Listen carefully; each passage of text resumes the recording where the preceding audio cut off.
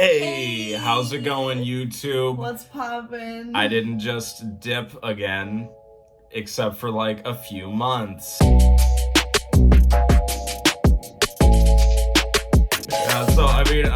As you can probably tell, I'm joined today by Grace. My name's Grace. And she'll be helping me analyze The Legend of Korra, which, if you didn't know, it was the sequel series that they did for Avatar: The Last Airbender. And I had heard mixed things. Yeah, I hadn't heard anything. You really wanted to watch Korra. Because, like, we watched Avatar, and it was great. Like, it was great. Yeah. And so you were like hunting all over the place for Korra. It was hard to find. Went to Target like 3 or 4 times and it was always sold out. Yep. And then finally we got it. We finally got it. For those of you who already have your Korra DVDs that you had to like search the earth for. Scrounge. Yeah.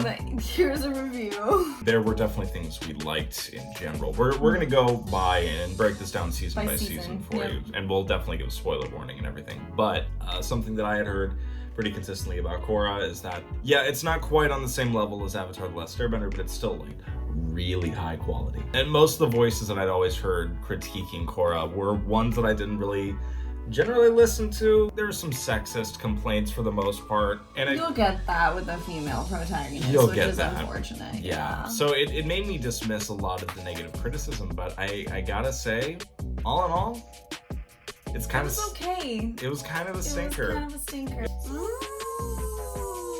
Yeah, not super hot. There were like so many unrealized, very interesting and good ideas. It had a lot of potential. It felt like very half-baked. You had Korra, and like it would be cool to see the different avatar styles. What does a waterbender look like in the you know what I mean? Like, because Aang, obviously, like his experiences made him not kill the Fire Lord at the end of the series. How experiences like shape the avatar. Yeah, how people with different personalities kind of handle that responsibility. Yeah. And that was an interesting idea that I would say it did explore to a fair extent. There was that. I mean, she was a girl and like a woman, so I was like, that's awesome.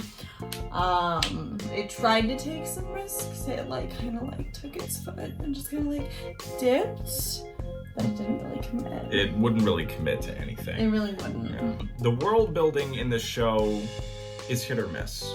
Yeah. When it works, I think it really works. If you didn't know, Avatar: The Last Airbender, it is set in kind of like ancient context. It's kind of pre-industrial. Yeah, it's definitely pre-industrial. Pre-industrial. And Korra takes place during, I guess, this world's kind of the version of the Industrial Revolution, which makes sense in context when you look at like Avatar and the things that like the Firebenders are doing and all the airships and what have you. And that seems pretty cool. And apparently, and on the the research that we did sort of before making this video, the creator said, like, what would Manhattan look like if it were in China? And I think, to me, one of the sort of, I don't know, there was like the 1920s vibe, there was definitely a steampunk vibe. I mean, like, not to offend any of you steampunkers. I know I have a lot of loyal steampunk followers. I can imagine. Yeah. I feel like you give off a steampunk sort of vibe. This must feel like quite the betrayal to sorry to the followers. At least 2 of you. We're sorry. So there was this 1920s, but also like hyper modern vibe. But they definitely kept like the 1920s music and to a point. And then they just gave up on it wholesale. Yeah. And there were definitely times where I think the 1920s music worked, because they'd like integrate it with like the taiko drums of the first series and really gave it its own unique flair. But there are other times when they would just go into just full like swing jazz and it just felt so off. I don't know why, but my brain thought of like the Cantina song. To be honest, a lot of the time, yeah. Yeah, like quite a bit of the time. It wouldn't fit the vibe of the show or the action or really anything. Yeah. But yeah, I think we want to start breaking this down season by season. Definitely. We could do it. Let's get to it. Yeah. We are going to keep it spoiler light as much as we can, but as we kind of said, we didn't really love this show, so you might not feel like spending $40 on a Blu-ray set for it. Which is what we had to do. What we did, and why we felt compelled to finish sat it out. It was kind of this weird ebb and flow because, like, I think the first season for me was like pretty solid. I thought that the characters could have definitely been like developed better. Like there was definitely like this like love triangle, like 2 love triangles, and they just weren't very compelling because like character development wasn't really there. Yeah, I'd say the characterization is a good place to start with season 1, because as you said, in Avatar: The Last Airbender, whenever a character had a relationship with one another, it was really well established. It was really well built and developed like over the course of the seasons. And it was like any sort of romantic connection was pretty justified. And in Korra, things definitely felt more like characters had been arbitrarily smushed together. Particularly with Korra and Mako, who is one of our new characters that we have to get into, Mako and Bolin. I liked Mako, but Mako's alright. Probably honestly because he reminded me of Zuko. Okay, simp. That's true. He's definitely definitely very Zuko, like inspired. Yeah. And that was kind of the other thing too that was sort of disappointing was that like it was like, oh, okay, Mako is Zuko, and like, oh, Bolin is Sokka. Asami wasn't Katara. Because she was just like a huge part of her character was that she was like really, really like beautiful. But it was like this whole thing where it was all of her troubles were because she was pretty, and then like, oh, but she was smart, but she wasn't really like developed as like smart. She was just like, oh yeah, my dad has like future industries. She was more just smart because her dad was smart. She was more just like, yeah, and then they like for a second they gave her like this lightning hand that they also kind of used a lot and then like put away. And then just put away forever. And then just like really put it away. They were like, nah. It was really strange. It was like they were trying to make up for the fact that she didn't have an element that she could bend. Yeah. And with Sokka, they just were down. Just worked with that. Yeah. But this, they were like, oh no. Electric love. It's future industries. It's the naming in the show is pretty bad. So we've got Future Industries in Republic City. Wow. God, what else is there? Cabbage Corp is also. Oh yeah, Cabbage Corporation. Like, okay, here's the thing. Like, I get wanting to bring in Cabbage Man. Like, I'm a lover of Cabbage Man as much as anybody else. It's like, funny. my cabbages. Like, my cabbages. Oh, my cabbages! But then, like, there was something very strange about making it a tech company. Yeah, I didn't get that at all. Yeah, and then, like, what was it? Future Industries. Future Industries and Cabbage Corps were, like... But then they, like, kind of dropped the like, I think they had, like, one cabbage joke, and then you never heard about Cabbage Corps. No, never again. Like, ever again. Never. So, I think that, like, Tenzin, who was also voiced by J.K. Simmons, apparently. Which was really cool. Like, yeah. I don't know, I was super, like, why is he in everything? I love him. He's in everything. He voices the yellow M&M. He voices the yellow M&M, and he did Whiplash, like, J.K. Simmons, like, and then what did he do? I'm upset. I'm upset. Louder! I'm upset! Anyway, I just think that anything like J.K. Simmons touches turns to gold, and I do think that happened with Tenzin, and I think that a little bit with his kids, like Milo. Your son Chico? Nemo. Right, got it. Is like definitely like just this like little rugrat. Like, he's just a rugrat, and it's cute, and it's excellent. funny. Yeah, he's excellent. Terrific. Yeah, like, he's the best part of the show. Yeah, easily. Like, he's so funny. I love Milo. So, yeah, I mean, Tenzin's cool. Kind of like father figure vibes. Yeah. But anyway, and then there's Amon, who is a really good villain. I think, like... Yeah, he's pretty good. I think that he definitely, like, works. He has justification for his villainy. Well, he does and he doesn't. Again, I'm getting into spoiler territory here, but we do find out about halfway through that his kind of whole reason for wanting to take everybody's bending away is just completely a lie. That is true. Because he is himself a waterbender, He's a blood. He's a blood bender. He's yeah, and that's how he like takes people's bending away, and that's like his whole thing is he's just like I'm an equalist. I'm gonna take everybody's bending away. We're gonna take everybody's blood away. We're gonna take everybody's blood away. Come here. Whoa! Yeah. This is why we'll put that in post. Yeah, so the whole what do normal people do in a world of like bending, and I thought that was interesting. It was an interesting idea. It wasn't really explored to the extent that I would have liked it to be. Again, coming back to that issue of the show kind of touching on interesting topics with potential and then just completely backing away as soon as they encounter any sort of storytelling obstacles. Yep. Another storytelling obstacle that's kind of like the groundwork is laid in the first season is like Korra's inability to be like spiritual, and that's why her airbending isn't quite on, like because she can't just like move because she's very like sturdy and like intense. Tenzin takes her on this journey of being very zen and trying to do that, and she's unable to, and then something happens and it's just like poof. It just fixes itself. And just not super hot. Orange juice. Prost. Prost. Schönheit geltende Bank. Do you want to hear the like lamest song you'll ever hear in your life, but it's a German drinking song? Yeah. Okay, ready? Mm-hmm. You have to just keep cheersing me. Okay. Dem Spender seid ein Trulala, Trulala, Trulala, dem Spender seid ein Trulala, Trulala. And then you drink.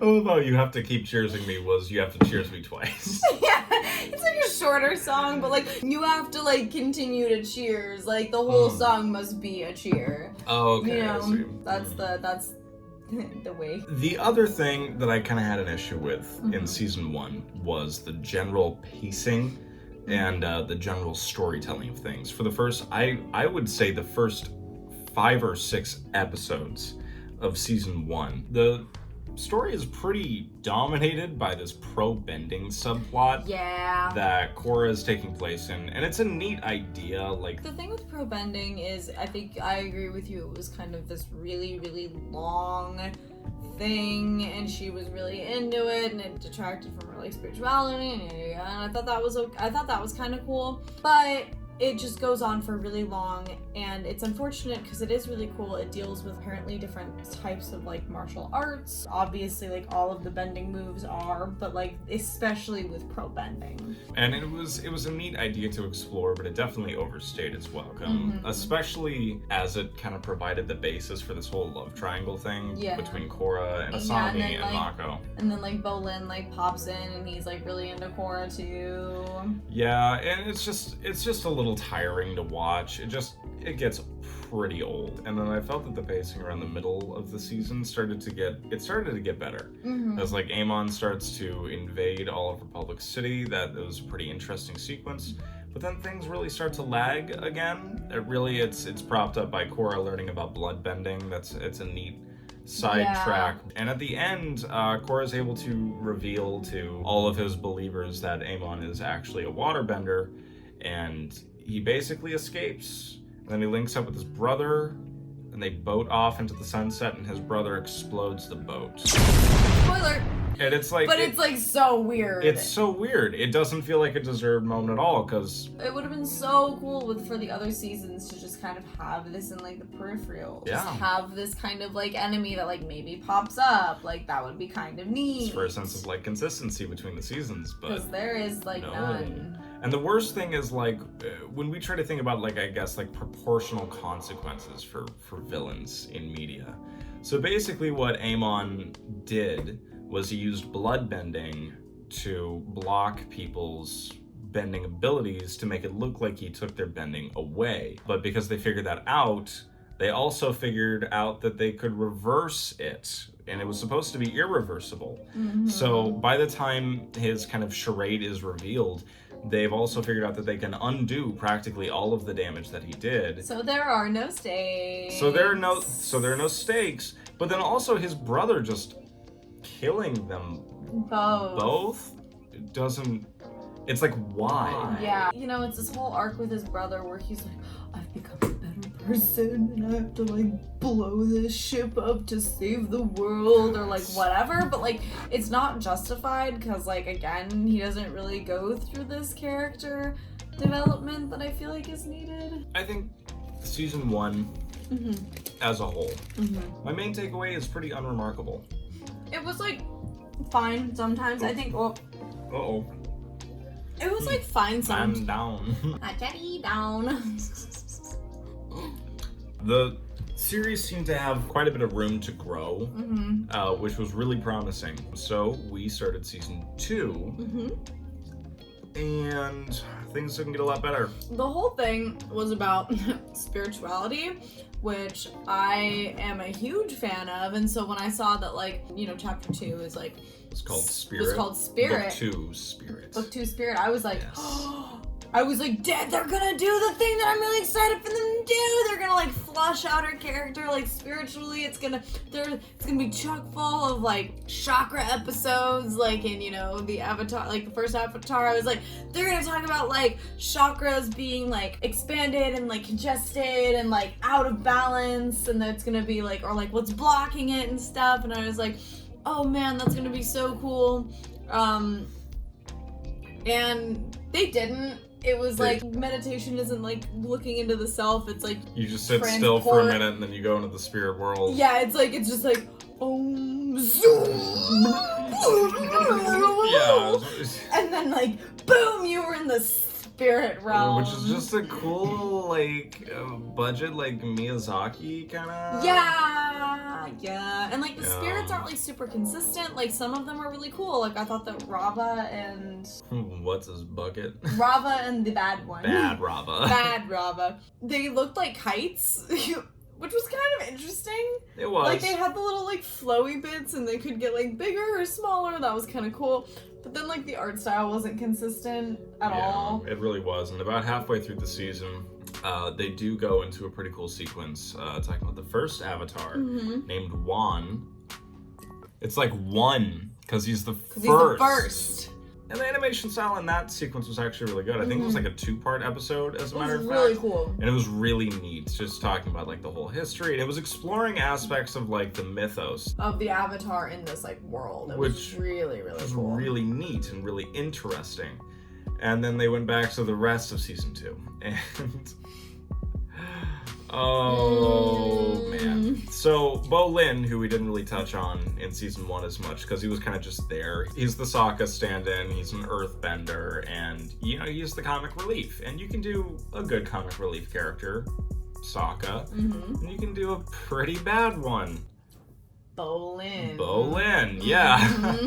Because he's just always cracking one-liners. And if they're like not like they're not never good, particularly though. They're never particularly like witty or funny or interesting. Yeah. They're just kind of like the goofy like whoa. Yeah, like random. We're super random. I can't believe I just did. I'm so good. And for some reason, after apparently feeling like he was immensely popular in season 1, they put him on center stage in season 2. He has his complete own B story, where he becomes a movie star, which movers, because things have different names in the Korra universe, they're called movers instead of movies, which is just pretty derivative. Dumb.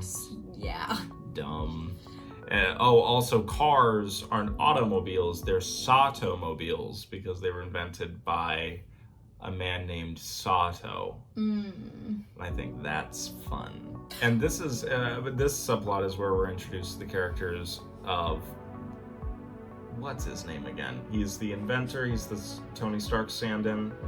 Oh yeah, he's like got this like little like mustache. And he's like, I'm the sky. I always talk like this. I always talk like this because I'm from the 20s. Julie, do the thing. Julie, yeah. Julie! He's got his assistant, his secretary trope. Yep, great. Love that. He is just incredibly abusive towards. Horribly abusive towards. And the whole thing smacks of 2013 Tumblr. Smacks of it. Just entirely. I mean, he keeps telling her to do the thing, and that felt like a really common Tumblr joke at the time. So it was one of those, it breaks suspension of disbelief because it's like, oh, they were on Tumblr, they're but doing oh, the they're thing. doing, wow, they're so gory. Wow. It's wormy again. And then basically Korra has this whole arc where she like loses her spirituality or whatever, or like loses like the avatar. Big spoiler. She like loses her connection with her past avatars, and like Rava is like sucked out of her. So like the spirit, the reason why she can like bend and the reason why avatars can bend is like Rava, and so like Rava gets like sucked out of her and into like the dark avatar. So then the dark avatar is like and like just gets huge, just kind of stomps around for a bit, and then like basically Korra goes into this really cool looking tree to like meditate, and then and Tenzin's just like do the thing. God. Yeah. And this is, I have to say, this is maybe the low point for the series. There's a similar moment in the first season of The Last Airbender that actually really works, when Aang goes into the Avatar state to defend the Northern Water Tribe. And he turns into a giant blue ocean spirit. And it's very cool. It's very well done. And Korra tries to do the same thing, except they do a Pacific Rim type angle, so it's in like the Bay of Republic City. And Korra, after going to meditate in this very cool looking tree, just meditates so hard that she turns really big and blue. She's just blue, and she just like climbs. She just like climbs out of the. She just like climbs out of the tree, and they're like, Tenzin, what did you tell her to do?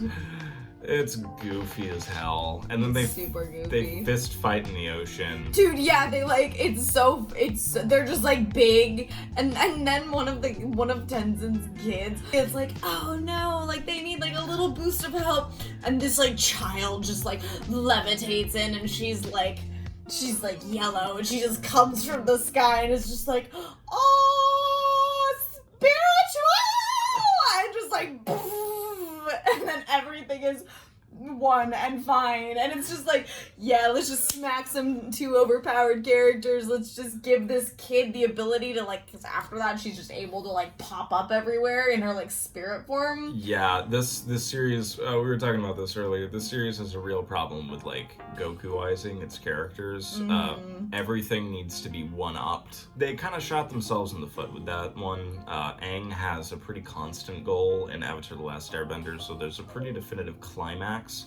The direction that Korra decides to go with a villain every season means that the show, instead of having one climax, it has four, which means that Korra needs to reach, I guess in their eyes, a new peak every time. And the characters around her ends. And the characters around her need to get like cooler and cooler, so like they start developing like their own powers, and then like I don't know, just trying to like boost everything up and then boost everything up again. It's just like, all right, what are they gonna do this time? Like what video, it was like a video game. It always felt like there were limits to what was possible in Avatar: The Last Airbender, so things never felt like they got overly ridiculous, but Korra just does away with those limits entirely. So you never really know what is and isn't possible, because the writers kind of just throw everything. They're like, everything is possible. And sees what sticks, yeah, pretty much. Yeah. So that's basically how season 2 wraps up, and that feels like a pretty convenient segue into season 3, which is a weird one. Yep. So the result of this climactic spirit battle between giant blue Korra and the bad guy, I wish we knew names doing this, but it just wasn't that memorable. No, We'll put names on screen. You'll know who we're talking about. You'll know who we're talking about. Korra opens the spirit world to everybody. So now spirits are just kind of vibing around the place. Super vibey. Republic City is now covered in spirit vines. And now just like random people can airbend. It's just like all of the sudden, like for some reason, opening up like the spirit portals is like, ooh, now other people get to be airbenders. And I'm not a huge fan of it, because one of the ideas that I really liked was the scarcity of airbending as a power, because it's Tenzin who is Aang's kid and Tenzin's kids. So they're all of 4, well 5 including Korra. And now they're just a bunch. Yeah, there's just kind of like an army. And one of them just happens to be Tenzin's brother. Oh, and yeah, that's Tenzin's right. brother. Yeah, there's Boomy, who is like a kind of sort of wannabe Boomy, like, but it's not executed very well. It's not executed very well at all. Mm-hmm. Yeah, and then it also just happens to be, as I think you're about to say, the villain, who also just happens to be apparently very knowledgeable in airbending. Just randomly, he's just philosophy. like, I know everything about airbending. I'm gonna like key into this like super like ancient, awesome airbending. Yeah, he gets airbending powers and he like instantly knows how to use them, whereas everybody else we see doesn't. Everybody else needs to be like trained, and he's just like, yes. And he's able to attain a airbending power that apparently nobody in thousands of years has been able to achieve, which is the power of just complete weightlessness and flight. And he and his compatriots track Korra down, and also they're the Red Lotus. It's not like the White Lotus, because they're the bad guys. Yeah, so, and again, this sort of idea of like rebellion, right? Like again, this like these power structures that were put into place are not working. They believe in basically that the universe has to be in chaos, and that things should be in chaos rather than like the order of like the White Lotus. You know, they just bring up the fact that the Avatar is just like super overpowered, and people should just be able to like live their lives without having this like, because the thing is with like avatars and benders, that was kind of touched on in season 1, they always hold positions of power. The Avatar, who's the master of all 4, has this huge responsibility, and everyone kind of wants to know who the Avatar is, and everyone's interested in the Avatar. And just kind of that idea of those like power structures, the Red Lotus is, you know, instead of being the protectors of the Avatar and the protectors of order, they're like, we just want destruction and chaos, which is it's the Joker from the Dark Knight, and they all have Joker vibes, and they're all like super powerful benders. Yeah, and one of them has the combustion man thing, which is just, it feels lame, and it's just like, hey, remember when we did this? Yeah, that's the thing, is whenever they introduce something that's from Avatar, like they just make it, that was like really cool, like bloodbending was really cool. It feels very fan servicey. Yes, it's like, yeah, it's like, oh, let's bring back metal bending in a crazy way, or like combustionization. Yeah. And I have to say, like, it's a neat detail that one of his teammates doesn't have arms, but they're waterbenders, so they have water arms. But it just starts to look a little funny after a while. It just looks a little like bendy arms. It's just like, oh, an octopus. And she's just like, wapow, wapow, wapow. Like, she's just got these like big ol' arms. Yeah. And she can turn like the ends into razors, because she can make the water really sharp. Really sharp, so she's just like, I could kill you. Makes water as sharp as cold water after you brush your teeth. And then the last one of his little A team is a lava bender, which is like, what is like, that's Earth. We've decided it's like, but he has the ability to superheat it at will, which feels kind of like a fire bending angle to me. Right, but then spoiler, Bolin gets it, and so Bolin just figures it out. He just like figures it out just randomly. I think we can put the clip in here, but basically what happens is that they're just trapped in a tunnel, and magma's coming, and he just stops it, and he's just like, oh, I guess I'm a magma bender now. You're a lava bender. I know. I just found out. So, like, apparently Bolin is, like, and you know, like, Mako, the other thing is, like, Mako can, like, you know, lightning bend, and apparently that's pretty common. So, like, super common. Like, that's how they get power in their society, too. Yeah. You see, like, a brief throwaway shot of, like Mako, like, workers, like, working as a...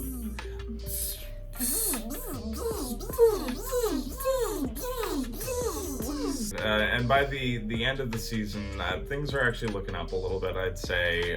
Character motivations they're looking like down for the character. They're looking down for the characters. But they're looking way up for the interesting... For the quality of the series.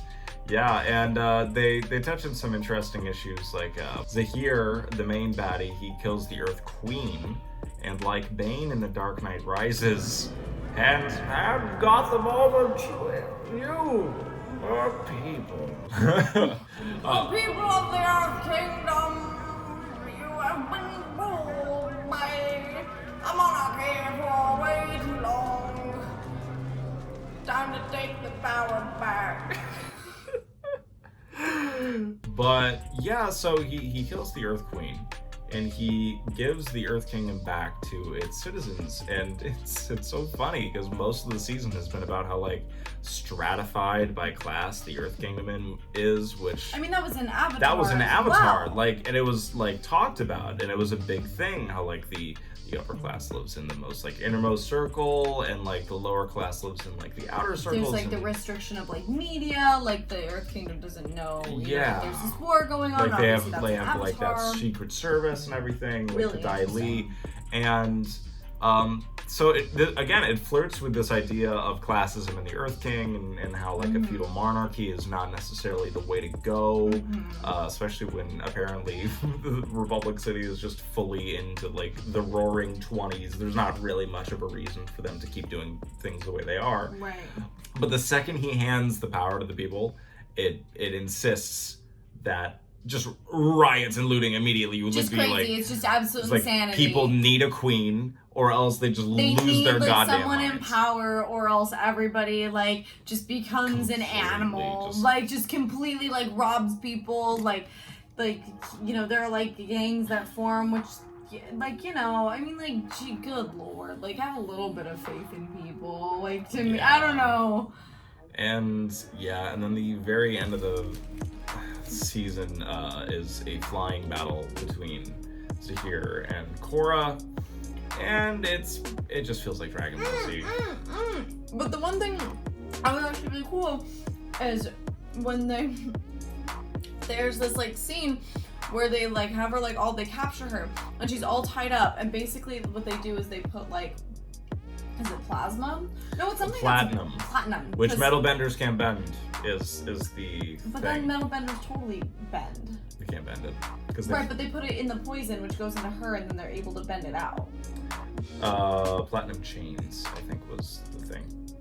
Then what was the metal that goes into Korra? Something metal. I don't really know. Okay, well they put some sort of metal poison into Korra. But yeah, so it's all in Korra, and so basically, like, they try to get her into the Avatar state, and then they're gonna off her in the Avatar state, so there are no more avatars. Yeah. And I, like, that was kind of cool, and it does lead into, like, problems in, like, the fourth season, which is kind of interesting. But anyway, I'm getting ahead of myself. Zahir, I'd say he's definitely one of the more compelling villains that the show has. His motivations are significantly better developed. The voice acting with him is pretty good. Pretty cash money.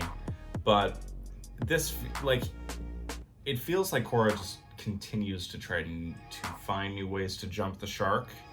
Like season 2 jumps the shark a lot with Big Blue Korra, but then season 3 just jumps the new shark with lava bending. With flying and lava bending and yay, flying and lava bending and all the airbenders. Oh wow, we completely forgot to bring that up. Much of the third season is devoted to Korra and the airbenders going around collecting airbenders, which to them basically involves going to these small villages and being like, hey, your kid can airbend.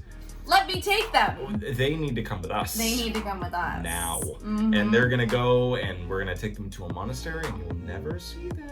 And they're just going to be They're just going to learn to airbend. They're just going to learn to airbend. And you, like, the show sets it up to think that, like, the main characters are going to kind of get, like, you know, they're going to end up running up against somebody who's like, whoa, hey, no, that's fucked up. You can't have my kid. Right? Like, they're totally setting it up to do that, but then it's just not. And the second that somebody tries to, like, resist this, it's framed as, like, an objectively negative thing for them to like they're shunning some duty. It's like, you don't want to like completely like abandon your entire life, your village and your family. I mean, don't get me wrong. For those who want to, like, if I just like woke up one day and was like, oh my god, I got the air in my palms. Like, I would want to be like, yo, I'm gonna go do the monk thing. I'm gonna get tatted. Like, I'll shave my head.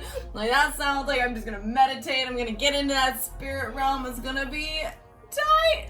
But like for other people, like who have like families and stuff, who just want to live like normal lives, they're gonna be like, no, I'll just airbend over here. Yeah, and that should be fine. Yeah. The really cool thing though that Zahir would do, he would like airbend your air out of your lungs and also like airbend the air around your head to kill you. Yeah, lethal airbending, bad guy airbending was a fun angle. It was pretty cool. It was pretty cool. Yeah. Like, I wasn't mad about that. But the consequences for the season were pretty solid. Consequences for season 1 and 2 were almost non-existent, and by season 3 that's not as much of a concern, because the decision to kill the Earth Queen and leave kind of the Earth Kingdom in chaos, that I got my cherry pit. Oh no! I do not know where it go. Where did it come from? Where did it go? Where did you come from? Cherry Pit Joe. Cherry Pit Joe sounds like he has a disease. He's the Cotton Eye Joe. That is, Cotton Eye Joe also has a disease. Cotton Eye Joe is the disease. Why does that song feel like it's always been in my life? Like, that's like one of the like. No, cause like, when did Cotton Eye Joe come out? The day you were born. In the delivery room. Yeah, that makes sense. It has followed you personally. It does feel like Cotton Eye Joe specifically feels like a little like rip in the space-time continuum. I just remember it suddenly being like everywhere. Cotton Eye Joe was just so infectious. Where did you come from, Cotton Eye Joe? So one thing I did like about season 3 is that the consequences felt a lot more present. Season 3, where we leave things, the Earth Kingdom is in crisis. That very much sets the stage for season 4, which is really nice storytelling continuity. Korra is also critically injured in her final battle against Zahir. Because of the poison. Which they can metal bend out, and they metal bend it out at the end. They do metal bend it out at 3. Yeah, but she's wheelchair bound, which was also an interesting angle. And then we go to season 4. So at the end of season 3, we're actually, it wasn't a great conclusion, but I enjoyed it though. There's an uptick in quality for sure. And we also get this nice like airbending ceremony where Janora gets her tattoos. And that was really cool. That was really pretty, really cool. High point of the series, to be honest. Very good. Yeah. Very good. Yes. And then season 4 actually starts off in a pretty good place. For one, they do a pretty bold thing and they time jump it by 5 years, which was a really good choice. Really great idea. Really good idea. Really good idea. The villain of season 4, General Kuvira, which, as we were mentioning, picks up right after 5 years after season 3, but with the same conflict of the Earth Kingdom being in disarray. Yeah. And she is taking her metal bending troops on a train through the Earth Kingdom, just going town by town and reuniting things. And Bolin has kind of been swept up in this regime. And it's an interesting little exploration of like fascist governments and their rise to power. Because from Bolin's perspective, he thinks that they are going from town to town and helping people. And like reuniting the Earth Kingdom and doing it in a way that is going to make the Earth Kingdom better, but basically they're like brainwashing camps, like it's real sketch. Yeah, brainwashing camps, and they're doing everything through military force. It's interesting, there are kind of conversations between Opal, who is... And I like Opal as a character. I do like Opal. She's pretty underdeveloped, though. She was really underdeveloped, but I did like her, and I was actually the only like romantic arc that I was interested in the entire series was Bolin and Opal, and that never really did anything. It never really did anything. Yeah, Opal, who is the daughter of the matriarch of the metal bending clan, from which General Kuvira Toph's granddaughters as well. Yeah. And Kuvira split off from them. But Opal was one of the kids who got airbending. She became romantically entangled with Bolin. And now 5 years later, they apparently haven't really been talking that whole time. And she's like, oh, you're supporting General Kuvira, this fascist warmonger. Don't you think this is like kind of a bad idea? Don't you think this is messed up? Also, the airbenders have the worst costumes. Oh, they have like this costume change, and then they're like, oh, now we're just flying squirrels. Yeah, they have wingsuits and they're futuristic, but everybody else has still got like the alt 20s kind of steampunk thing. It doesn't work. And also the whole point of like the monks is to show like humility and like in their clothing and in their actions, and that's like something that, you know, monks do, and it's very important to like give away your worldly possessions. They're very peaceful and non-violent. And at the end of season 3 and beginning of season 4, they make a point to make the Airbenders this kind of worldwide peacekeeping force, military peacekeeping force, in the absence of the Avatar, because Korra has been out of the game for like 5 years. Again, I do like that they stuck to their guns with that. I do like that. She goes through physical therapy with Katara, which is also neat. And she's haunted by herself in the Avatar state, which was a character choice that I did like. Like, she is being pursued by this part of her that she couldn't control and doesn't really want to tap into again. And she ends up going to the swamp, and she gets training from Toph. And the show has brought in like previous characters before. It brought in Katara a lot. Zuko. It brought in Zuko, and the Zuko it didn't really add anything. No, it was just kind of like, ooh, weird. Zuko. And I was like, hey, he's here too. I really liked seeing Toph again because they really got her physicalization down. Like, they definitely made it so her voice did sound like something that she would do when she aged. Like, I thought that their interpretation of Toph was really, really cool. Yeah, it was really strong. She almost takes on like this Yoda-esque kind of role with Korra in terms of allowing her to get back in touch with her confidence, which I thought was a really neat angle and idea. Korra also does some like cage fighting in the beginning of the season. It's kind of neat. And that's all nearer to the first half of the season. We're also, unfortunately, in this time introduced to the Earth Prince character, who is just the worst. It sucks because it's like, oh, Ted, any time that they do something really, really well, it's like, I swear they introduce like a stinky character. You know, like lots of really cool things in this season, and then the Earth King. Yeah, he's just incredibly grating to listen to, incredibly annoying. He really doesn't have that good of an arc.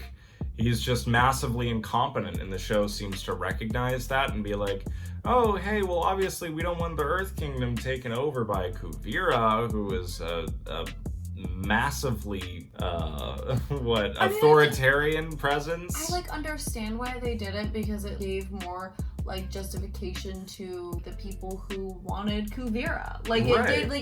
That did help, but, if that was what it was for, then they could have made him either better sooner or just continue to be worse. I don't know. Yeah, something. But that was the thing, is that it didn't really stick to its guns as far as his qualifications, because it seemed like the one thing that Kuvira had over him was that she was bold and she was competent, and he is neither of those things. But by the end of the show, he hasn't just magically become competent, he's just, for some reason, better.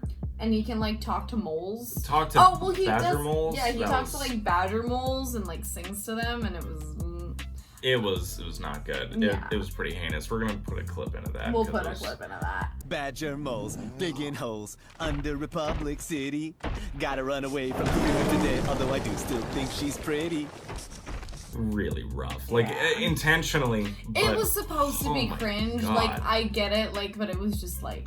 Really cringe. Really cringe. Really cringe. Things come to a head, and Korra ends up facing off against Kuvira for the first time, just first time back in action, defending the metal bending city. And it doesn't go well. Kuvira wipes the floor with Korra, which is kind of a fun scene. It's neat. It helps ground the action of the show. It makes it really, really clear that even though Korra's done some spiritual work with herself, and she's still very rusty, she's been 5 years out of the game, the stakes are heightened. Plink it.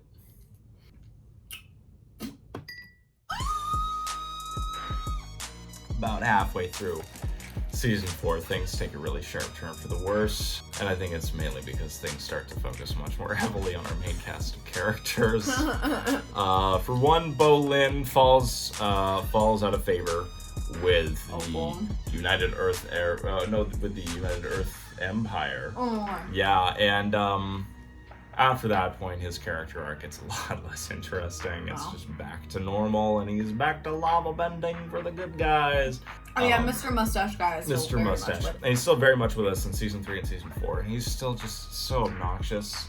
And Kuvira has him develop a super weapon for them, which initially is set up to look like the railway gun that the Nazis used, but it's like a Death Star laser kind of it's like deal. A Death Star laser made out of like spirit mines.